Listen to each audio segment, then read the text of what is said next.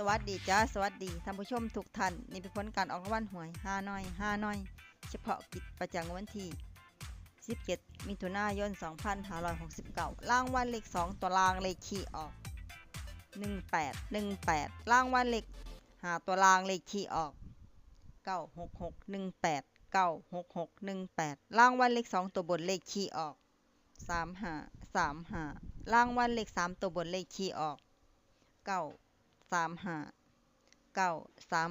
รางวัลเลข5ตัวเลขคี่ออก72935นี่ก็เป็นผลออกรางวัลหวยฮานอยเฉพาะกิจประจำวันที่17มิถุนายน2569ขอให้โชคดีมีชัยถูกหวยฮานอยเฉพาะกิจได้รับเงินกันทุกคนด้วยจ้าฝากไว้ได้ด้วยจ้าซับตะไคร้กดติดตามและเป็นกำลังใจขอบคุณทุกท่านที่เข้ามารับชมและรับฟังแล้วมาพบกันใหม่ในผลการออกหวยฮานอยในเวลา 17:30 นาทีในฮานอยพิเศษสำหรับครั้งนี้ขอบคุณและสวัสดีจ้า